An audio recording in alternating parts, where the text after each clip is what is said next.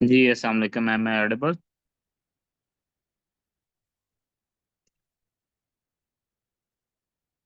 वालेकुम यस सलाम। सर। कैसे? जी कैसे हैं आप लोग, ठीक हैं? यस सर, बिल्कुल ठीक है, अल्हम्दुलिल्लाह।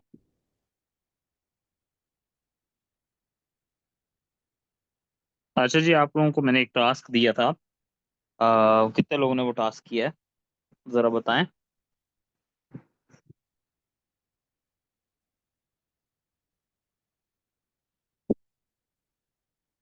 याद भी है किसी को कि नहीं? Yes sir, done. अच्छा जी, अब गिवन यू दिस टास्क कि आप लोगों ने कोशिश ये करनी है कि जो हमने एग्जामिनर रिपोर्ट को कल रीड आउट किया था, उसी एग्जामिनर रिपोर्ट के अंदर से एटलीस्ट जो है आपने 40 पॉइंट्स जो हैं वो एक्सट्रैक्ट करके लेकर आने हैं। और उन 40 पॉइंट्स को जो है आपने मेंशन करना है, जिसके ऊपर आपने बताना है। जिन लोगों ने किया ज़रा जल्दी से अपनी स्क्रीन ऑन करें ना और दिखाएं मुझे ज़रा।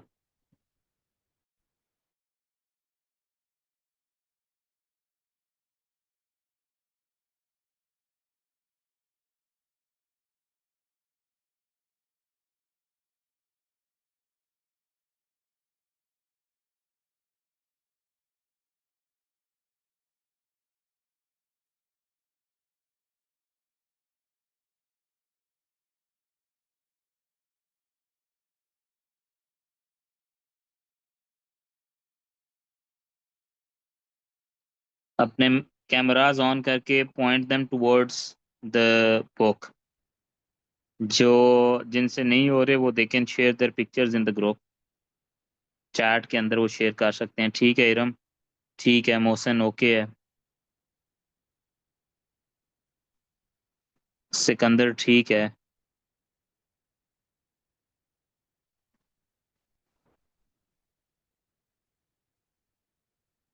दिखाएं जी बाकी लोग।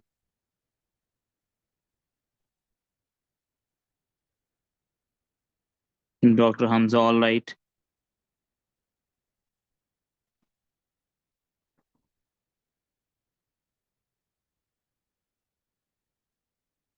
बाकी लोगों ने नहीं किया ना।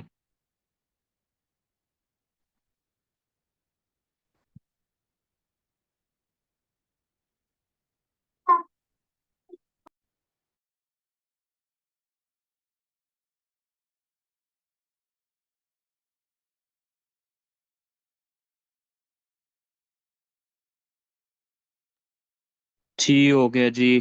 ठीक है, कोई बात नहीं है। अभी आप इनमें से कमर किसी एक का जिसने मैक्सिमम पॉइंट्स लिखे हुए हैं डिस्प्ले स्क्रीन पे लगाएं जरा।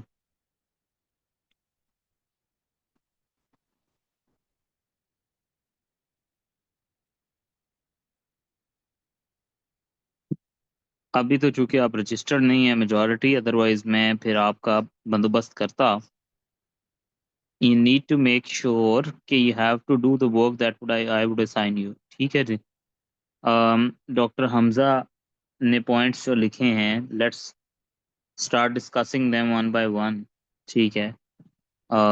कमर उनको बेशक यहाँ पे शेयर कर लो। कमर, एम आई ऑडिबल?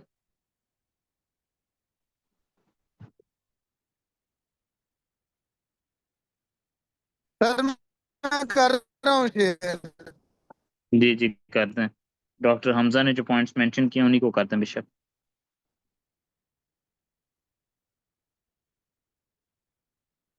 अच्छा जी, कल हमने 10 पॉइंट्स डिस्कस किए थे। इनफैक्ट 10 लिखे थे but we started discussing them.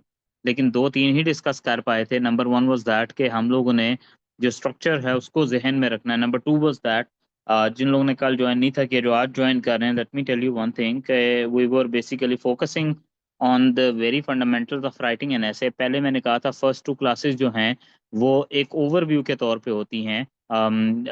उनके अंदर सिर्फ हम ओवरव्यू देते हैं कि हम किस तरह ऐसे के स्ट्रक्चर को ओवरली कवर करेंगे। देखिए उसमें सबसे पहली जो चीज़ होती है वो होती है कि एग्जामिनर रिपोर्ट को रीड आउट करके एग्जामिनर रिपोर्ट के अंदर से पॉइंट्स को एक्सट्रैक्ट किया जाए और उन्हीं पॉइंट्स के ऊपर जो है वो वो आपको जो है वो एक क्लैरिटी दी जाए, आपको बताया जाए कि एग्जामिनर जो है वो ऐसे को लेके क्या समझता है, और एग्जामिनर के पॉइंट ऑफ व्यू से ऐसे जो है वो किस तरह लिखा जाना चाहिए, because eventually what matters the most is the examiner feedback and examiner output, right.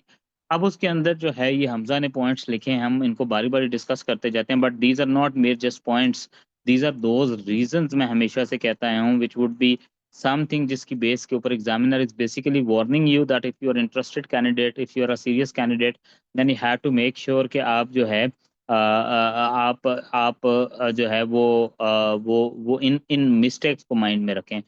अच्छा जी, सबसे पहले अगर हम देखें तो कॉन्सेप्चुअल क्लैरिटी जो है वो लैग करते हैं स्टूडेंट्स। मैंने कल भी आपको एक थोड़ा सा हिंट दिया था, आज भी दिए जाता हूँ कि टॉपिक आपको असाइन किया जाता है, topic has a whole concept in it, ठीक है। हम लोगों का मसला ये है कि जो लोग हमें पढ़ाना सिखाते हैं, they always teach us through through जिसको हम कहते हैं कि जो है वो हमें थीमेटिक स्टडी करवाते हैं। अब थीमेटिक स्टडी क्या है कि गुड गवर्नेंस को प्रिपेयर कर लो, जो भी टॉपिक है थोड़ा सा भी उसमें गुड गवर्नेंस का हिंट हो, जो कुछ तुमने गुड गवर्नेंस से रिलेटेड पढ़ा है सारा उसके अंदर आउटपोर कर दो। ग्लोबलाइजेशन का टॉपिक आ जाए, ग्लोबलाइजेशन के ऊपर थोड़ा सा भी वर्ड मेंशन हो, without looking into the depth आपने उस वर्ड की बेस के ऊपर पूरा का पूरा जो है ग्लोबलाइजेशन का कंटेंट जो आपने सर्च किया हुआ सारा उसके अंदर झाड़ देना है।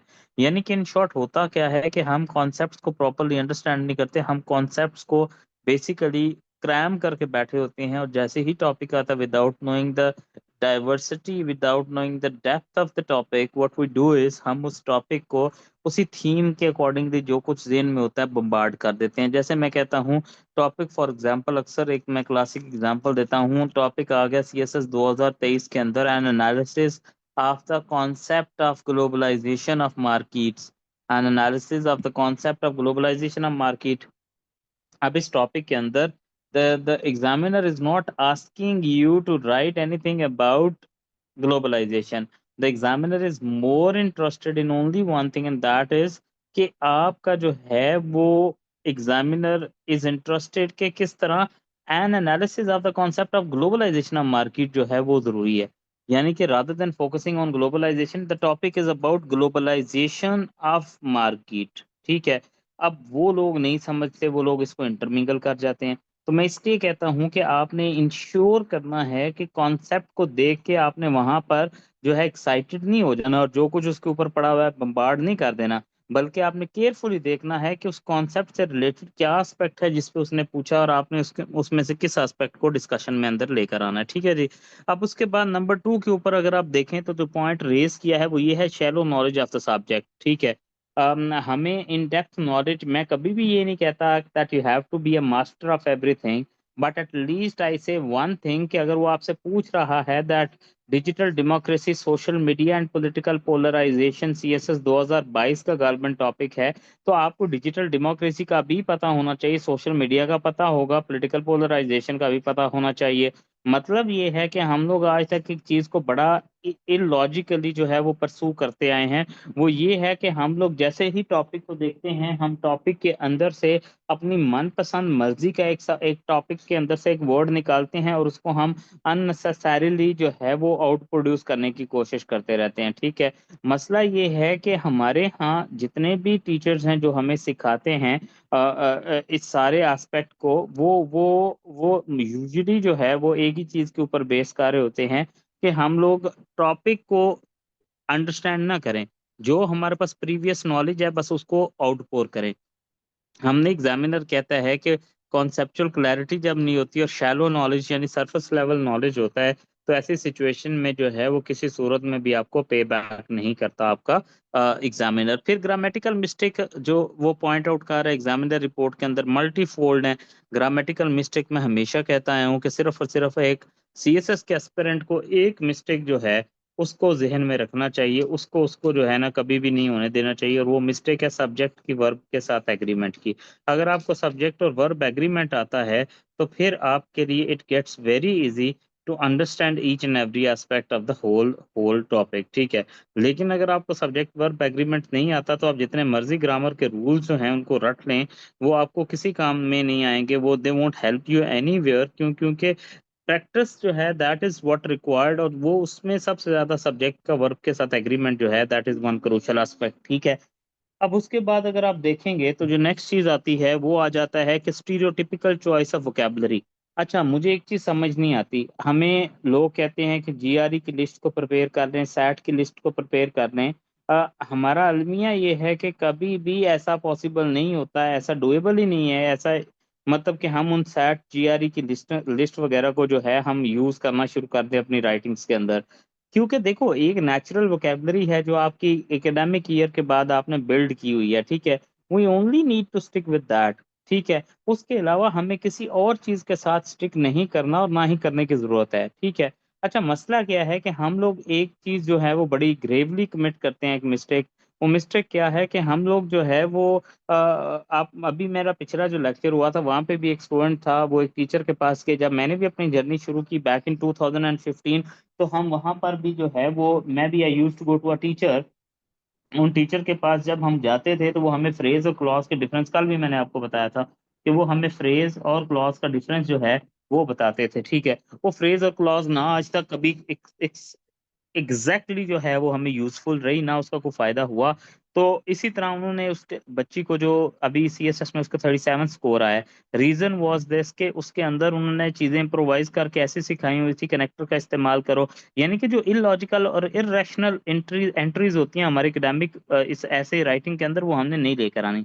Same is the case with this vocabulary. Vocabulary की लिस्ट कभी भी जरूरत ही नहीं है प्रिपेयर करो। मैं कहता हूँ वोकैबुलरी वो होती है जो आप रैंडमली सोचें तो आपके माइंड में आए, और जिसको आप प्रोड्यूस करना जानते हो और जिसको यूज करना जानते हो। फिर एग्जामिनर कहता है कि हमारे यहाँ स्टीरियोटिपिकल आंसर्स होते हैं। देखें, एक ना बड़ी सीनियर जो है वो 2018 की जो इंडियन सिविल यूपीएससी की जो टॉपर है ऐसे की, उन उसके 2 पॉइंट्स थे जो मैंने उसके इंटरव्यू के अंदर सुने। नंबर वन वाज दैट कि कभी भी आपने मैकेनिकल राइटिंग नहीं करनी। उससे किसी ने पूछा कि ऐसे को किस तरह पास किया जाए, और वहां पे यूजुअली आप अगर देखें तो प्रोवर्बियल, जिसको हम एब्स्ट्रैक्ट एसेस कहते हैं, वो ज्यादा होते हैं यूपीएससी के अंदर। आपने 2 ऐसे अटेम्प्ट करने होते हैं 125 नंबर के, और वहां पर पास करना बड़ा हार्ड होता है। तो she was of the view कि आपने सिर्फ 2 चीजें हैं जिनको इंश्योर करना है। नंबर वन इज दैट कि आपका जो है वो किसी सूरत में भी मैकेनिकल राइटिंग ना हो। आपको पता है मैकेनिकल राइटिंग क्या होती है? मैकेनिकल राइटिंग ये है कि मैं अगर फॉर एग्जांपल लिखने बैठा हूं तो मेरे पास हर चीज का रूल हो। इंट्रोडक्शन है तो इंट्रोडक्शन इतने सफ़े पे आना चाहिए, इसमें पहली चीज ये आएगी, दूसरी चीज ये आएगी, तीसरी चीज ये आएगी। मेन बॉडी है तो इसमें सबसे पहले ये आए, फिर ये आए, फिर ये आए। आउटलाइन में सबसे पहले हिस्टोरिकल बैकग्राउंड आए। इंट्रोडक्शन की लेंथ इतनी होनी चाहिए। One paragraph should be at 200 words, not more not less, ठीक है। वो इतना ज्यादा हम इसको मैकेनिकल कर देते हैं, जैसे कि किसी मशीनरी को ऑपरेट करना हो तो उसके कोई मैनुअल्स एग्जिस्ट करते हैं ना, we do the same here, ठीक है। हम वो जो है वो मैनुअल्स जो हैं उनको उसके अंदर यूज करना शुरू कर देते हैं। तो वो she was of the view के नंबर वन पर्सन जो कि इस तरह के मैनुअल्स को इस्तेमाल करता है, वो बहुत ज्यादा डेट्रीमेंटल चीज होती है। और नंबर टू क्या है? Stereotypical answers. स्टीरियोटिपिकल आंसर्स क्या हैं? कि वही मोनोटोनस आंसर जो आज से पहले 100 साल पहले लोग देते आए थे, हम भी उसी को दे रहे हैं। मसलन जैसे कि फॉर एग्जांपल हो सकता है कि हमें याद है कि जब हमने डेमोक्रेसी को पढ़ना शुरू किया तो एक कोटेशन आती थी अब्राहम लिंकन की, by the people for the people to the people, ठीक है। अब everyone would start using the same quotation. तो ये जो स्टीरियोटिपिकल किस्म के मोनोटोनस आंसर्स हैं, और ये जो मैकेनिकल यानी कि by book by rule, even कि मैं एक टीचर के पास पढ़ने के लिए जाता था, सर इतने जनरस थे, इतने काइंड थे कि वो ये भी बता रहे होते थे कि जी आपका इंट्रोडक्शन जो है उसके अंदर 20 वर्ड्स की जो है वो इज आएगा, 20 आएंगे, ये आएगा, वो आएगा। वो इतना ज्यादा ब्रेक डाउन करते थे एक एक लफ्ज को कि वो आप ऐसे शुरू होने से पहले 2 शीटें भर जाती थी कि इसमें कौन सा वर्ड कितनी दफा आएगा, कौन से वर्ड्स की क्या चीज बनेगी। तो ये जो मैकेनिकली हमने ऐसे को कन्वर्ट किया हुआ है ना, ये इसको सबसे ज्यादा मुश्किल कर रहा है। सो हमने ना तो किसी किस्म की मोनोटनी लेकर आनी है, और ना ही हमने बीच में किसी किस्म की कोई जो है वो मैकेनिकल राइटिंग के एस्पेक्ट को लेकर आना है। फिर एग्जामिनर जो है नंबर 6 के ऊपर बात करता है कि हमारे जो कन्फ्रंटेशनल डिस्कोर्स होते हैं ना उनको नहीं हम लेकर चलते और हम आइसोलेटेड सेंटेंसेस लिखते हैं। ये आइसोलेटेड सेंटेंसेस जो हैं ये बड़े डेट्रीमेंटल हैं। आइसोलेटेड सेंटेंस क्या होता है कि फॉर एग्जांपल एक पैराग्राफ लिखा है जिसके अंदर मैंने डिस्कशन करनी है, टॉपिक मेरा है कि किस तरह ग्लोबलाइजेशन जो है उसका फायदा या नुकसान क्या है। मैं ये लिखने लगा हूँ पूरे पैराग्राफ के अंदर कि globalisation has interconnected the world. ठीक है, अब ये है कि globalisation has interconnected the world. अब इसके ऊपर जो है मैं लिखने के बजाय मैं बीच में ग्लोबलाइजेशन की हिस्ट्री भी देने लग पड़ूं, ग्लोबलाइजेशन का कॉन्टेम्परेरी ओवरव्यू भी देने लग पड़ूं। तो जब हम इस तरह करते हैं तो इससे नुकसान क्या होता है कि हम, क्योंकि हमारी इतनी ज्यादा रिटर्न प्रैक्टिस नहीं होती, हम आइसोलेटेड यानी कि रैंडम आइडियाज को इंटरमिंगल करने बैठ जाते हैं। जो ज़हन में आया लिख दिया, जो ज़हन में आया लिख दिया, जो ज़हन में आया लिख दिया। ठीक है, आपने ये काम नहीं करना। एक पैराग्राफ एक ही एस्पेक्ट को डिस्कस करे और एक ही एस्पेक्ट के ऊपर बिल्ड होना चाहिए। दूसरी बात आ जाती है कि हमारे लैक ऑफ एक्सपेंसिव रीडिंग है, इसका आपको वैसे ही पता है कि हम पढ़ते तो है नहीं है। फिर लैक ऑफ होलिस्टिक अप्रोच है। होलिस्टिक अप्रोच ये होती है कि आपके ऐसे के अंदर हर तरह की जो है वो कंपोनेंट एग्जिस्ट करता हो, उसमें क्लैरिटी भी हो, उसका स्ट्रक्चर भी ठीक हो, उसमें अंग्रेजी भी सही हो, उसमें आपका जो है वो कंटेंट वो भी रिच हो। ये सारी कंपोजिशन मिल के जो है, जो कल हमने 4 चीजें डिस्कस की थी कि ऐसे को फेल करना हो तो कोई एक चीज नहीं बल्कि इन चारों में से कॉम्बिनेशन ऑफ 4 भी हो सकता है, कोई एक भी हो सकती है। जबकि ऐसे को पास करना हो तो भी वो किसी एक चीज पे बेस नहीं करता, ना वो अंग्रेजी पे सोलली बेस करता है, ना वो कंटेंट पे बेस करता है, ना ही वो क्लैरिटी पे बेस करता है, ना ही वो अंग्रेजी के ऊपर बेस करता है स्ट्रक्चर पे। It is basically mixture of all these 4 things, right, that you have to have in your mind. ठीक है जी। फिर जी आ जाते हैं कि रैंडम आइडियाज। अब रैंडम आइडियाज और आइसोलेटेड सेंटेंसेस जो हैं ये ओवरलैप करते हैं, यानी कि कहीं पे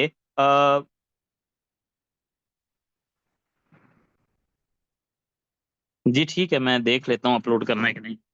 अभी अब लें तो सही। फिर क्या है जी, लैक ऑफ रैंडम आइडियाज, मतलब कि जहाँ पे एक थॉट पैटर्न माइंड में रन किया उसी को उठा के डाल दिया दूसरे को, यानी कि ये आइसोलेटेड सेंटेंसेस वाली सिचुएशन होती है।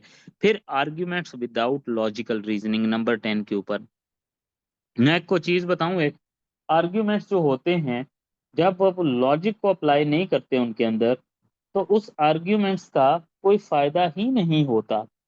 ये ऐसे ही है जैसे हम असर्शंस और स्लिपरी स्लोप्स और स्वीपिंग स्टेटमेंट्स देते जाते हैं अपनी जो है पूरी जर्नी के अंदर। मतलब क्या है कि आपको मैं एक स्टेटमेंट देता हूं, एक स्टेटमेंट जो है वो ये होती है फॉर एग्जांपल कि Pakistan and China has done an undisputed unwavering trade जो है वो टाइज विद ईच अदर। ठीक है, अब बात ये है, this is just a sweet statement. ठीक है, इसको मैं एक और तरीके से समझाता हूँ कि फॉर एग्जांपल आपके पास एक टॉपिक आता है, वो टॉपिक ये है कि आपने ये डिक्लेयर करना है कि पाकिस्तान जो है वो किस तरह जो है वो is Pakistan biggest challenge is it's economy. एक सिंपल स्टेटमेंट है, जरा सारे इसको लिखें। मैं आपको एक छोटी सी एक्सरसाइज करवाने लगा हूं, हमारा पूरा सेशन एक्सरसाइजेस पे बेस करेगा। मैं आपको सिखाने लगा हूं कि एक सिंपल स्टेटमेंट को आर्ग्यूमेंट में कैसे कन्वर्ट करते हैं। और अगर आपको ये आर्ग्यूमेंट बनाना आ गया तो आप कभी फेल कर ही नहीं सकते। एक स्टेटमेंट है for example that Pakistan biggest challenge is it's economy. मैंने ये स्टेटमेंट दे दी, मैंने ये स्टेटमेंट मेंशन कर दी। अब आप मुझे ये बताएं कि इस स्टेटमेंट को आप आर्ग्यूमेंट नहीं कहेंगे। The reason is that this is a generic general sweeping statement. ये उस टाइम जाके ये आर्ग्यूमेंट बनेगा जब हम इसके अंदर एक चीज को इंश्योर करेंगे। इस चीज को जब हम ये कहेंगे that owing to its mounting external debt, depreciating currency value, and surmounting budget deficit, it can be said that economy is Pakistan's biggest challenge. मैंने देखें फॉरेन डायरेक्ट इन्वेस्टमेंट कम हो रही है, डेट बढ़ रहा है, ये हो रहा है, वो हो रहा है, मैंने उसको एक लॉजिकल फ्रेमवर्क दे दिया। मैं हमेशा कहता हूं कि आर्ग्यूमेंट कभी भी स्टैटिस्टिक्स के मुताज नहीं होते। आर्ग्यूमेंट में बेसिकली आपने जान डालनी होती है जब आप उसके अंदर कोई लॉजिकल बात करते हो। हमारा मसला ये है कि हम हर एक चीज के साथ सुपरलेटिव फॉर्म यूज करके, बिगेस्ट, लार्जेस्ट करके हम ये ज्यूम कर लेते हैं कि हम we have done the justice. No, the justice is not done. Justice is basically to put a rational, logical thinking into your arguments. अच्छा, अब do one thing. एक चीज करें.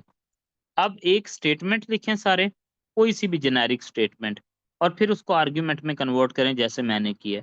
जितनी भी समझ आई है उतना करें जरा जल्दी से, क्विकली. आपके पास 5 मिनट हैं, जरा जल्दी करें.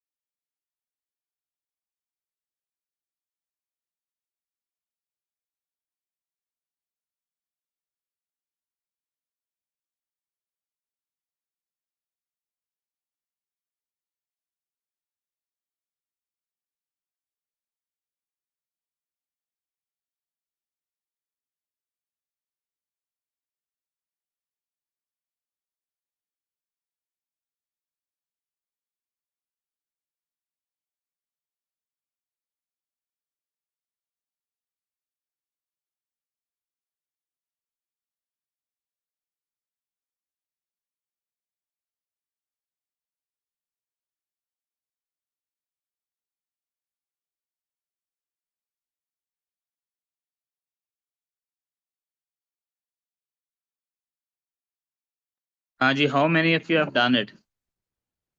अनाउंस पहले मुझे बताएं कि किस तरह वो आर्ग्यूमेंट नहीं है, फिर then how did you make that argument out of it?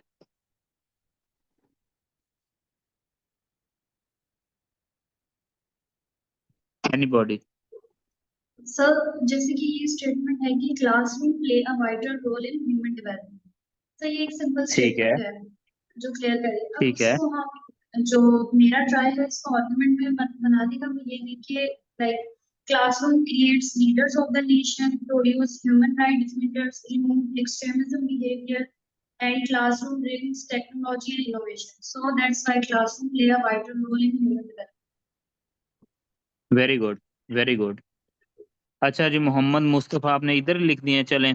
Sikandar ने लिखा Pakistan is facing ticking time bomb in the shape of climate change because of rapidly melting session. ठीक है, very good. Short term policy insecurity in the region economic, very good. Amjad ने भी ठीक। Doctor Hamza Pakistan is country limited resources. ठीक है, इसको थोड़ा elaborate Hamza और कर सकते थे, but good. If the government and societies are serious about climate justice, then we just move and structure। ठीक है सर, काफी ज्यादा करनी है सर।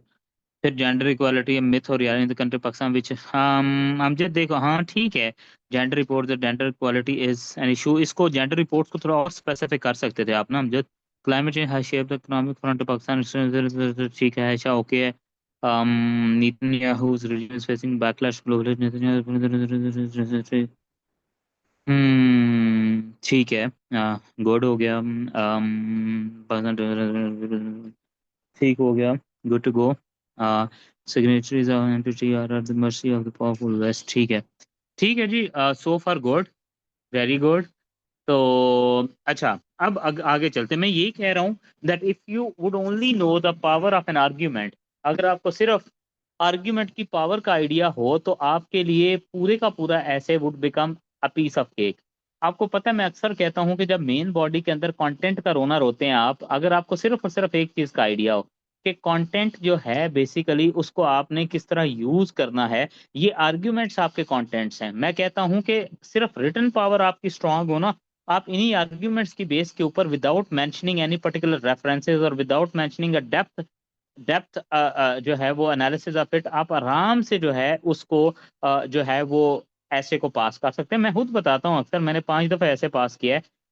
2 से 3 दफा तो ऐसा था कि कंटेंट रिच होता था, 1 दफा ऐसा था कि सिर्फ और सिर्फ आर्ग्यूमेंट की स्ट्रेंथ के ऊपर, और बड़े लिमिटेड से उसके अंदर कंटेंट्स थे, but still I manage to pass it. ठीक है, तो इसलिए आपने ये चीज जहन में रखनी है that you have to have this in mind कि 110% the only thing that works is कि आप वेदर और नॉट यूर मेंशनिंग जो है वो मेंशनिंग आर्ग्यूमेंट्स और नॉट। ठीक है, कमर शेयर करना दोबारा उस लिस्ट को जो डॉक्टर हमजा ने शेयर की थी।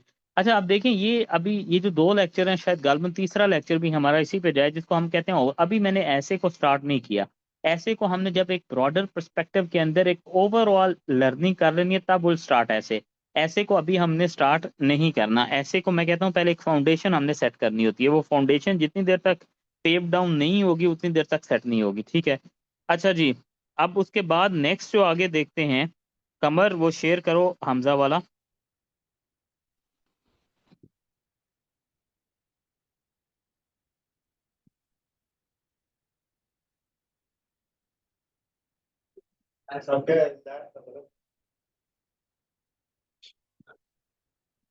कमर, मेरी आवाज आ रही है आपको? जी जी सर। वो हमजा का शेयर करो ना पॉइंट्स, वो जो उसने शेयर किए, जो पहले आपने शेयर किए हुए।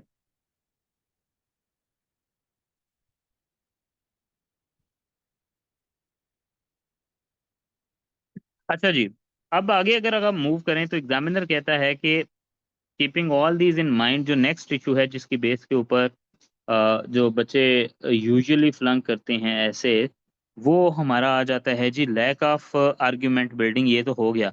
आउटलाइन जो है वो प्रॉपरली स्ट्रक्चर नहीं होती। मैं कहता हूँ आउटलाइन जो है उसके ऊपर सबसे ज्यादा अगर पॉइंट ऑफ डिसएग्रीमेंट्स एग्जिस्ट करते हैं तो वो आउटलाइन को लेकर एग्जिस्ट करते हैं। और वो किस तरह के डिसएग्रीमेंट्स होते हैं? मल्टीपल टाइप्स के। सबसे पहला उसके अंदर क्या होता है कि जी majority of the students they would go with the conventional approach.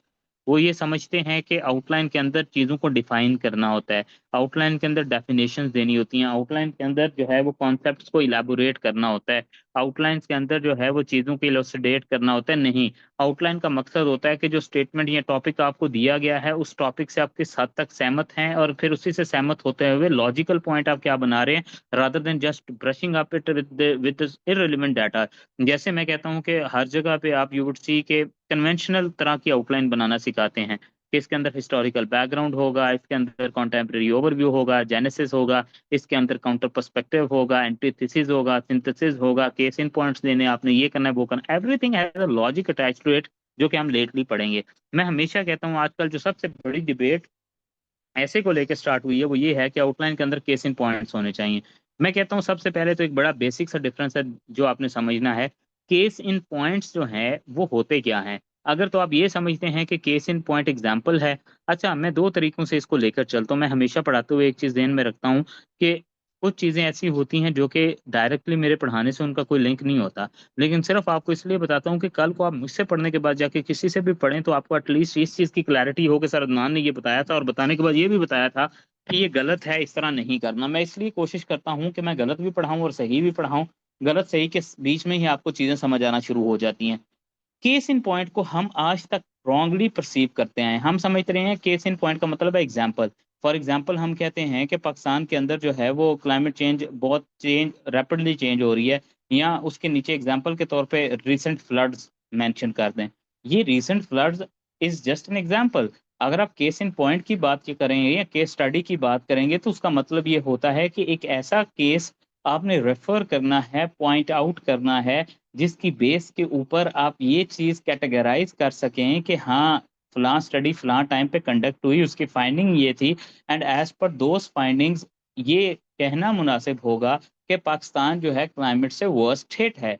तो मैं कहता हूँ पहली बात तो ये है कि केस इन पॉइंट को डिटेल केस स्टडी या रिसर्च के साथ लिंक करो। नंबर 2, जब तुमने लिंक कर लिया तो फिर उसको हर एक सब हेडिंग्स के साथ मेंशन करो। देखिए हमारी आउटलाइन बनती है मेजर हेडिंग्स और सब हेडिंग्स के ऊपर। मेजर हेडिंग होती है जैसे कॉजेज ऑफ क्लाइमेट चेंज, इसके नीचे कॉजेज में आ जाएगा कि बर्निंग ऑफ फॉसल फ्यूल है, ये सब हेड होता है। तो हर एक सब हेड के साथ तुम इसको मेंशन करो, otherwise there is no need to mention it at any point, ठीक है। सो मैं कहता हूँ कि आप अननेसेसरी किस्म की जो है ना वो डिबेट्स में घुसे हुए हैं। एक ये बहुत बड़ी डिबेट है कि काउंटर पर्सपेक्टिव देना है। अब फॉर एग्जांपल आप कहते हो कि क्लाइमेट चेंज जो है वो एक मिथ है या रियलिटी है। मेजॉरिटी आपको ये कहेंगे कि अगर आप रियलिटी वाले पार्ट को लेकर चल रहे हैं तो कहीं ना कहीं ये जरूर बताना कि मिथ भी कुछ इसको कहते हैं, और फिर एंड पे मिथ को नलिफाई खुद ही कर देना ताकि तुम्हारा रियलिटी का पॉइंट स्टैंड करे। आप उनसे पूछो ये करवाया ही क्यों, जब एंड पे 0-0 सम गेन करनी है, तो वो कहते हैं कि जी एक तो लेंथ मेंटेन हो जाती है, एक आपके अपने पॉइंट्स वैलिडेट हो जाते हैं। देखें ये कभी भी इस तरह नहीं होने वाले और ना ही कभी इस तरह होते हैं, ठीक है। सो हमारा मसला ये है कि हम लोग जो आउटलाइन होती है, हम उसके फॉर्मेटिंग को, उसके स्ट्रक्चर को प्रॉपरली अंडरस्टैंड ही नहीं कर पाते और डाइजेस्ट ही नहीं कर पाते, ठीक है। अब उसके बाद जो नेक्स्ट चीज Can आती I है, ask कमर, question? जी एक मिनट कमर, उसको शेयर करो तो।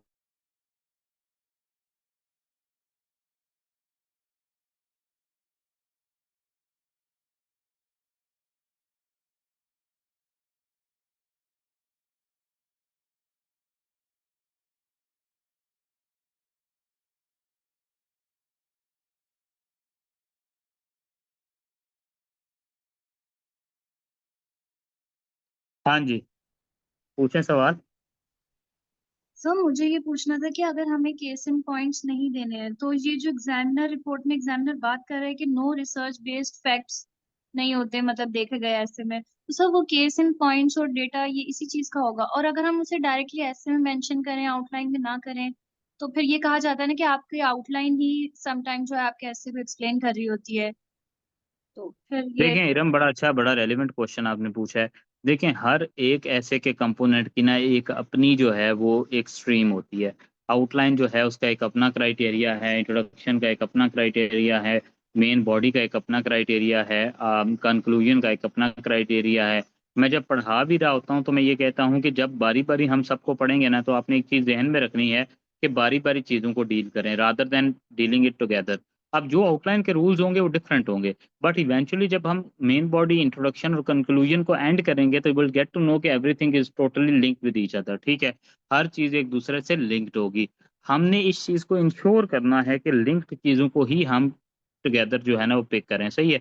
अब मसला ये है कि आउटलाइन के अंदर अगर हम फैक्ट्स, आउटलाइन का मतलब होता है आउटलाइनिंग, उसके अंदर फैक्ट्स एंड फिगर्स मेंशन नहीं करते। मैं आपको बताता हूँ ये डिसएग्रीमेंट खड़ा कहाँ से हुआ। देखिए, हाँ, हर बैच को मैं ये बताता हूँ, टू स्ट्रीम्स के जो लोग हैं वो वो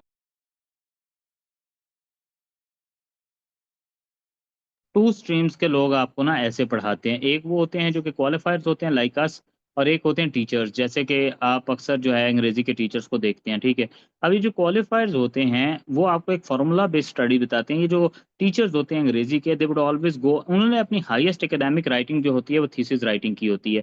अब वो थीसिस राइटिंग की बेस के ऊपर आपको वही रूल्स पढ़ाते हैं।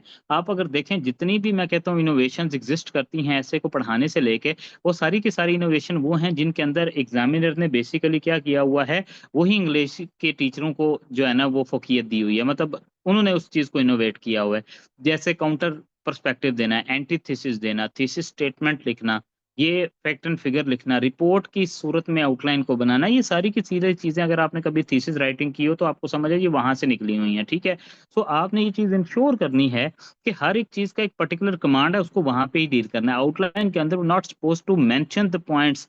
उससे होगा क्या, अगर हम आउटलाइन के साथ केस इन पॉइंट या फैक्ट एंड फिगर मेंशन करते हैं, हम एक पॉइंट के साथ करते हैं, फॉर एग्जांपल हम टोटल 30-40 पॉइंट्स लिख रहे हैं, सब के साथ मेंशन करना शुरू कर देंगे तो आप तो जो है वो वैसे डिजास्टर्स की तरफ जाना शुरू हो जाएंगे। ठीक है, एंड तक जो है चीजें वैसे ही वो बड़ी डेट्रीमेंटल हो जाएंगी, तो हमने उस चीज को अवॉइड करना है कि उसको ना लिखें। ठीक है, फिर जी आगे वो डिस्कशन करता है कि जो एस्पेक्ट्स आपने आउटलाइन में मेंशन किए होते हैं वो मेन बॉडी में डिस्कस नहीं होते। ये बड़ी जरूरी चीज है। अब ये किसको समझ आएगी, उसी को जिसको स्ट्रक्चर करना आता है।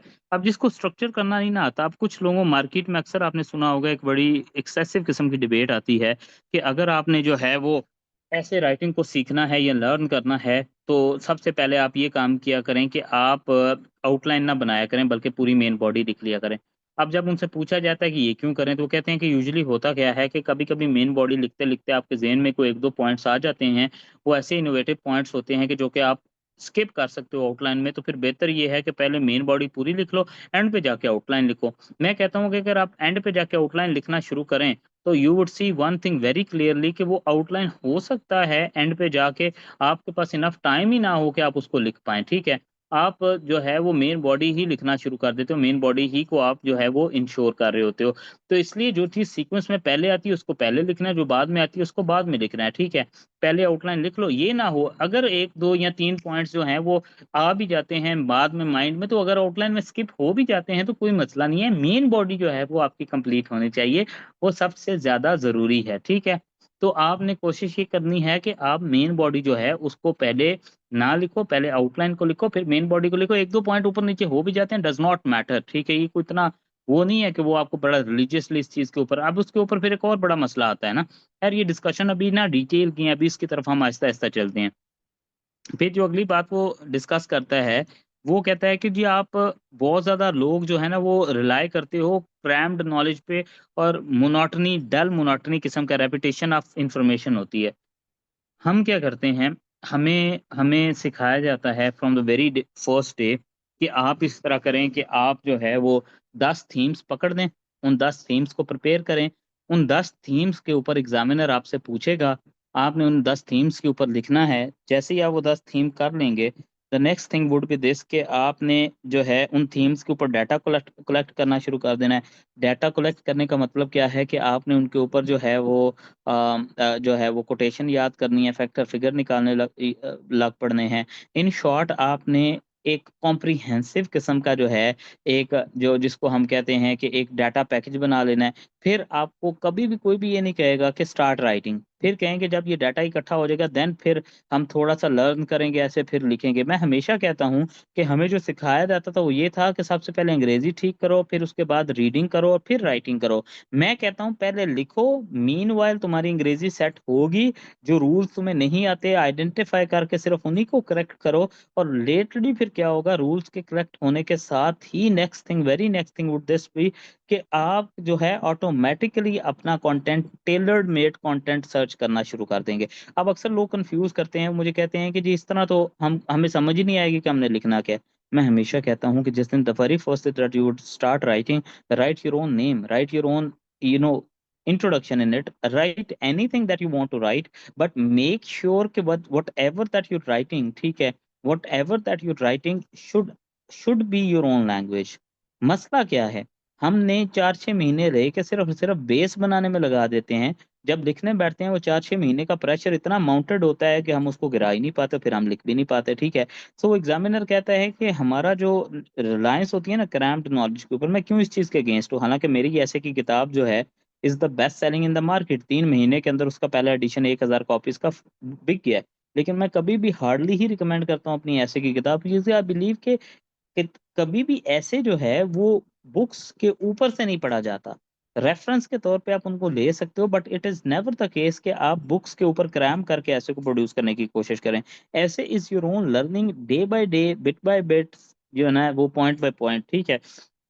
फिर उसके बाद वो कहता है कि जी मेजॉरिटी ऑफ द स्टूडेंट्स जो हैं वो ये देखें ना, ये सारे मैकेनिकल लर्निंग वाली पॉइंट भी रिपीट हो गया है। उसके बाद जो है वो wrong use of English language which is very understood, आपको पता है। उसके बाद कंटेंट जो है इनएडिक्वेट होता है और इररिलेवेंट होता है। अच्छा, एक बहुत बड़ी ज़रूरी डिबेट है, बड़ी नेसेसरी डिबेट है, जो अक्सर लोग जो है वो स्किप कर जाते हैं। लोग कहते हैं कि ग्लोबलाइजेशन का उसने पूछा था, हमने ग्लोबलाइजेशन का ही लिखा था, ठीक है। मैं उनको कहता हूँ कि तुमने ग्लोबलाइजेशन, उसने analysis of the concept of globalisation पूछा था, तुम ग्लोबलाइजेशन पे लिखा है। तो आप ये चीज़ क्यों नहीं समझते कि जो एग्जामिनर पूछ रहा होता है वो किसी पॉइंट ऑफ व्यू से पूछता है, rather than specifying that point of view. आप एक बहुत बड़ी मिस्टेक करते हो कि आपके पास जो नॉलेज है वो दे आते हो उसे। देखो, examiner is never going to be impressed by your knowledge. He's only going to be impressed by one thing, and that only one thing is कि whether or not are you fulfilling the basic criteria or not. Are you basically targeting what is written in the statement or topic or not. जैसे वो एक बड़ा UPSC के एक senior professor है, बल्कि qualifier है, वो ये कहता है, उसकी एक वीडियो मैंने देखी, कहता है कि अक्सर एक टॉपिक आ जाता है, जैसे वो एग्जांपल दे रहा कि टॉपिक आया दैट जो जो जो कहते हैं ना कि social media is another pillar of democracy. कहता है अब ये टॉपिक आपके पास आ गया, 1 मिनट के लिए अगर आप सोचें तो इस पे मेजोरिटी कोई कुछ लिखेगा कोई कुछ। कहता है सबसे बड़ी मिस्टेक क्या होती है, when people would start defining social media and defining democracy। उससे बड़ी मिस्टेक क्या होती है, जब लोग बगैर स्टेटमेंट को जाने, टॉपिक को अंडरस्टैंड किए, आधा लिखाते हैं सोशल मीडिया पे, आधा डेमोक्रेसी पे। The discussion is never about democracy nor about social media. It was that how social media is another player, is another जो है वो pillar of democracy, is another pillar of democracy is the main discussion, जिसके ऊपर आपने पूरा case build करना था। लेकिन 99% would ignore this, they would only focus half on social media and half on democracy। अब इस तरह करके अगर आप लिखेंगे तो आप किसी तरीके से भी एग्जामिनर को जस्टिफाई या क्वांटिफाई नहीं करवा पाएंगे that what you writing, how you writing, is it even relevant और नॉट। तो जो आपको आता है बराए मेहरबानी वो अपने पास रखें, जो एग्जामिनर ने पूछा उसको सिर्फ उतना बताएं। मैं इसलिए कहता हूँ कि स्टेटमेंट आ जाती है कि ग्लोबल वार्मिंग जो है वो इज बिकमिंग ग्लोबल बॉइलिंग। आप वहां पे ग्लोबल वार्मिंग की डेफिनेशन लिखने बैठ जाते हो। भाई, did he ask you the definition? If the examiner was this interested in asking definition, he would have done that. उसने लिख देना था define global warming, how it is becoming global boiling. लेकिन नहीं, तो इसका मतलब है कि जितना आपको मार्जिन दिया जाएगा आपने उतने उतने मार्जिन पे स्टिक करना है, उस मार्जिन से ज्यादा मार्जिन पे एक्सीड नहीं करना, ठीक है। Otherwise things would go against you, ठीक है। आज का जी हम इसको अपने जो है इसको यहाँ पे रेस्ट करते हैं। If you have any questions do let me know. पहली बात ये है कि 2 दिन की हमारी फ्री क्लास थी, जो कि आज ख़त्म हुई है। कल से ओनली दोस्त वर पेड उन्हीं के साथ चलेगी, ठीक है जी। और मैंने आपको एक दफ़ा दोबारा से रिपीट किए जाता हूँ, it is a 45 days session जिसमें 3 डेज अ वीक क्लास होती है, मंडे ट्यूसडे एंड वेडनेसडे। और उसके अंदर जो है हम लोग इंटरेक्टिव लर्निंग करते हैं। मतलब मैं जो कुछ आपको कराऊंगा everything would be based on activity, every class is in fact based on activity. फिर जैसे जैसे हम लोग आगे मूव करेंगे, फॉर एग्जांपल आपको अभी इसके बाद मैं टॉपिक ब्रेक करना सिखाऊंगा। मैं 2 टॉपिक आपके सामने ब्रेक करूंगा, 2 मैं कहूंगा अभी राइट नो क्लास में ब्रेक करो, फिर मैं 10 की एग्जांपल दे दूंगा घर से करके लाओ।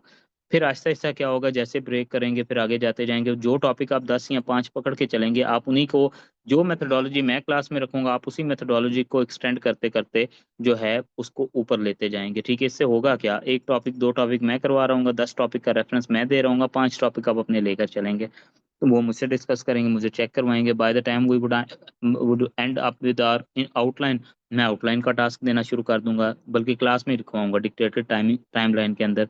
फिर इसी तरह इंट्रो की टाइमलाइन होगी, फिर स्पेसिफिकली हम फोकस करेंगे कि हम जो है वो एब्स्ट्रैक्ट के ऊपर सेपरेट लेक्चर्स करें। वो हमेशा होते हैं हमारी क्लास के अंदर, ताकि वो एक डायर नीड है जो लोग डिफरेंट जो है वो सूबा जात से बिलोंग करते हैं, और it is now becoming a growing trend as well. ठीक है, तो इसको जो है हम इस तरह लेकर चलेंगे। ठीक है जी, अगर आप में से कोई इंटरेस्टेड हो तो कल की क्लास से पहले पहले what you can do is आप you can text Qamar, and Qamar will provide you the bank details, you can register till then. If you have any questions you may ask now, last 5 minutes हैं, उसके बाद I will rush towards another class. अस्सलाम वालेकुम sir. और लाल वालेकुम अस्सलाम। Sir मेरा question ये है कि आपने कहा है कि जैसे ग्लोबलाइजेशन एंड ग्लोबल वार्मिंग है उसको एक्सप्लेन नहीं करना है बैठ जाना इंट्रोडक्शन में, बट फिर सर क्यों टीचर्स ये कहते हैं कि आप अपना स्टांस लें और उसके बाद उसको ग्लोबल वार्मिंग को या कोई भी जो सी पर्टिकुलर बात है उसको थोड़ा सा एक्सप्लेन करें। कौन से टीचर्स कहते हैं? सर मैंने जिनसे सेशन लिया हुआ है, जिनसे इवैल्यूएशन करवाई हुई है, सो वो कहती थी कि किससे आप करवाई आपने? मैम सलमा खातून। जी ma'am Salma, has she appeared in CSS ever? No, लेकिन वो she is an academician, I respect her a yes lot, वो एक यस अंग्रेजी की टीचर है। ठीक है, yes the sir reason is, yes. मैं हमेशा यही कहता हूँ कि वो जो कन्वेंशनल टीचर्स हैं दे वुड ऑलवेज, मैं देखो मैं आपको एक स्टेप अहेड रखना चाहता हूँ। मैं कहता हूँ क्वालिटी फेंको रादर देन द क्वांटिटी।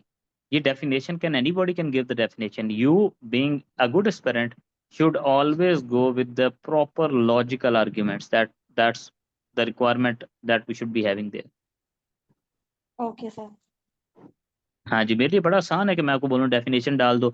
जैसे मैं एक teacher, I still remember that I used to go to a teacher, वो बड़े ही वाज काइंड इनफ कि he gave us 20 list of 20 solutions. वो जो 20 सॉल्यूशंस थी वो कहते थे जो मर्जी टॉपिक आ जाए सॉल्यूशन यही पुट कर देना। उनमें क्या सॉल्यूशन थी, government should educate the people, authority should जो है ना टेक नोटिस, स्ट्रिक्ट अकाउंटेबिलिटी होनी चाहिए। उससे हुआ क्या कि हम आहिस्ता आहिस्ता जो है वो, मैं इनिशियली बड़ा हैप्पी था but lately I got to know that अगर मैं इस तरह के सॉल्यूशंस पुट कर रहा था everybody else would be putting the same solutions, where is the difference? So we are here to create difference. मैं आपकी हर एक मेजर हेडिंग को भी इवन कितना ट्विस्टेड रखूंगा कि वो भी सेम नहीं होगी एक दूसरे से, कंटेंट तो बहुत दूर की बात है।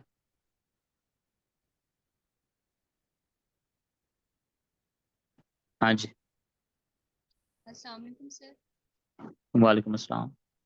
सर अभी थोड़ी देर पहले आपने ये बात बोली कि अगर आपको नहीं आता आपने पहले उसको लिखना है, तो सर एक बंदा है उसको आता ही नहीं है, वो टोटली जीरो पे डिपेंड कर रहा है, तो कैसे पॉसिबल है कि वो कुछ लिख पाएगा? आप अपने बारे में 10 लाइंस लिख सकती हैं। सर लेकिन उसमें ग्रामेटिकली जो है वो मिस्टेक्स तो बहुत ज्यादा होंगी। मैंने कब कहा था कि जो आप लिखेंगे वो ग्रामेटिकल मिस्टेक से पाक होगा? वो तो हम देखेंगे ना। तो सर उसको इम्प्रूव कैसे किया जाएगा?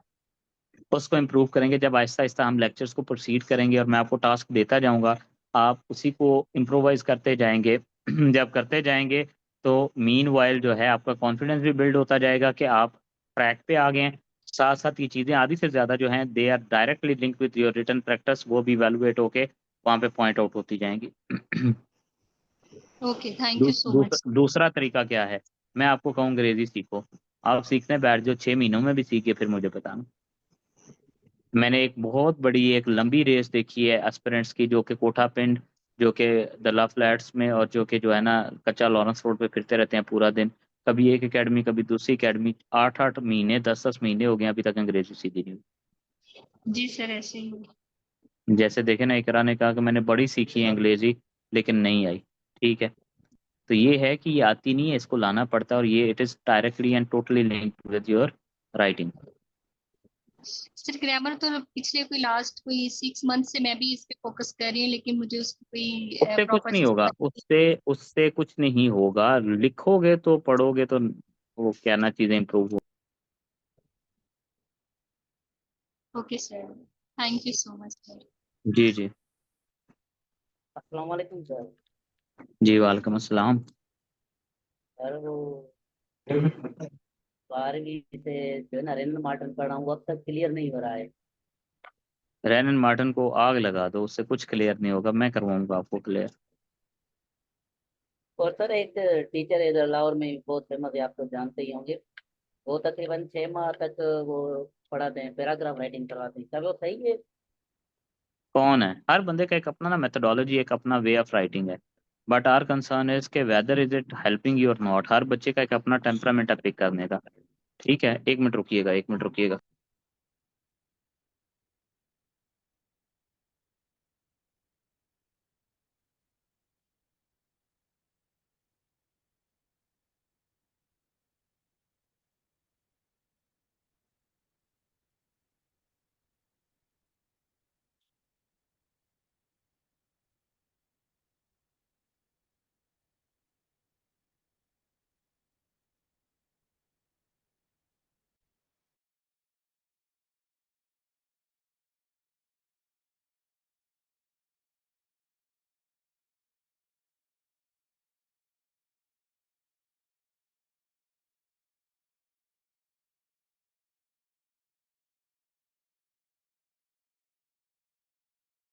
हाँ जी, बताएं आप पूछें सवाल।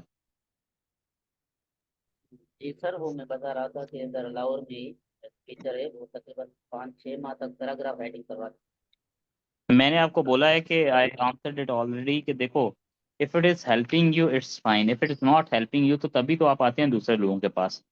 मेरा बच्चा मेरा पढ़ा हुआ मुझे कोई एक दिखा दें जो मेरे पढ़ने के बाद किसी और के पास गया, अल्हम्दुलिल्लाह इट हैज नेवर हैपेंड। चोरी छुपे चले जाएं, लेकिन अल-ऐलान मैंने कभी नहीं सुना कि अब मैं उससे सेशन ले रहा हूँ, ये कर रहा हूँ। मैं पब्लिकली रिकॉर्डेड लेक्चर के अंदर ये बोल रहा हूँ that I would make sure कि आप कहीं ना जाएं, तो मुझे कॉन्फिडेंस है तो इसी चीज़ पे है ना, that I had the same method in my 5 attempts I cleared, then my students they have cleared, इस दफ़ा भी 32 स्टूडेंट्स हुए हैं। बट वो the thing is that I do not believe in this very phenomena कि जी आपको जो है वो उसको अनाउंस करना चाहिए, बताना चाहिए, ये वो। ठीक है, हैं। Okay sir, thank you so much. चलें जी, thank you so much for having me and thank you so much for being here. और इंशाल्लाह जो भी आगे फर्दर क्यूरीज होंगी you can text me on Instagram, I answer it. See you all those who are registered tomorrow. अल्लाह हाफिज़।